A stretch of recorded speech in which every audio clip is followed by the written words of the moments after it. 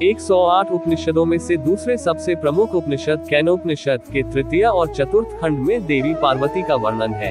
यहाँ पर इन्हें हेमुति उमा नाम से पुकारा गया है। 11 जहाँ पर वो ब्रह्म विद्या परब्रह्म की शक्ति और सांसारिक माँ के रूप में दिखाई गई है। 12 और इनको परब्रह्म और देवों के बीच में मध्यस्थता करते हुए दिखाया गया है। परब्रह्म ने देवताओं को अपने द्वारा विजय दिलवाई। परब्रह्म की उस विजय से देवताओं को अहंकार हो गया।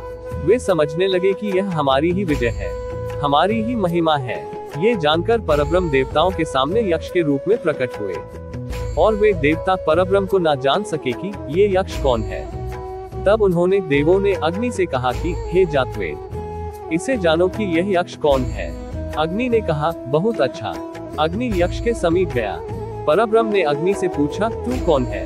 अग्नि ने कहा, मैं अग्नि हूँ, मैं ही जातवेदा हूँ। ऐसे तुझ अग्नि में क्या सामर्थ्य है? अग्नि ने कहा, इस पृथ्वी में जो कुछ भी है उसे जलाकर भस्म कर सकता हूँ। तब यक्ष ने एक तिनका रखकर कहा कि इसे जला। अपनी सारी शक्ति लगाकर भी उस तिनके को जलाने में समर्थ न होकर वह लौट गया। वह उस यक्ष को जानने में समर्थ न हो सका। तब देवताओं ने वायु से कहा, हे वायु, इसे जानो कि यह यक्ष कौन है।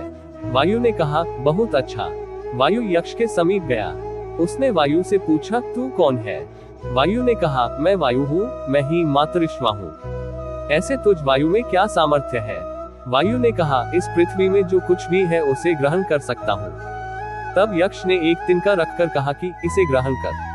अपनी सारी शक्ति लगाकर भी उस तिनके को ग्रहण करने में समर्थ न होकर वह लौट गया। वह उस यक्ष को जानने में समर्थ न हो सका। तब देवताओं ने इंद्र से कहा, हे माघुन, इसे जानो कि यह यक्ष कौन है। इंद्र ने कहा, बहुत अच्छा।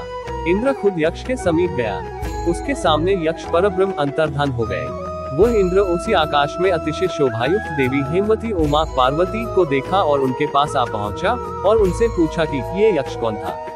देवी पार्वती ने स्पष्ट कहा कि वह यक्ष ब्रह्म है। उस ब्रह्म की ही विजय में तुम इस प्रकार महिमान्वित हुए हो।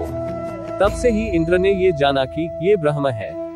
इस प्रकार ये देव जो कि अग्नि, वायु और इंद्र हैं, अन्य देवों से श्रेष्ठ हुए। उन्होंने ही इस ब्रह्म का समीपस्थ स्पर्श किया और उन्होंने ही सबसे पहले देवी के द्वारा जाना कि ये ब्रह्म है। इसी प्रकार इंद्र अन्य सभी देवों से अति श्रेष्ठ हुआ। उसने ही इस ब्रह्म का सबसे समीपस्थ स्पर्श किया। उसने ही सबसे पहले जाना कि ये ब्रह्म है। 21। इसके अलावा और भी कई उपनिषदों में देवी पार्वती का वर्णन मिलता है, जहाँ देवी कुछ अलग नाम से भी जानी जाती है। पार्वती पूर्वजन्म में दक्ष प्रजापति की पुत्री सती थी तथा उस जन्म में भी वे भगवान शंकर की ही पत्नी थी। सती ने अपने पिता दक्ष प्रजापति के यज्ञ में अपने पति का अपमान न सह पाने के कारण स्वयं को योगाग्नि में भस्म कर दिया था। भगवान शंकर को जब ये बात पता चली तो उन्होंने वीरभद्र के रूप में दक्ष प्रजापति के यज्ञ को नष्ट कर दिया। भगवान शिव सती के शव को लेकर तांडव करने लगे। उसी समय भगवान विष्णु ने अपने सुदर्शन चक्र से माता सती के शव के 51 भाग कर दिया। जहाँ जहाँ माता सती के ये अंग गिरे वहाँ शक्तिपीठों की स्थापना हुई। अगले जन्म में माता सती पार्वती बनकर हिमनरेश हिमवान के घर अवतरित हुई। पार्वती को भगवान शिव को पति के रूप में प्राप्त करने के लिए वन में तपस्या करने चली गई। अनेक वर्षों तक कठोर उपवास करके घोर तपस्या की तत्पश्चात वैरागी भगवान शिव ने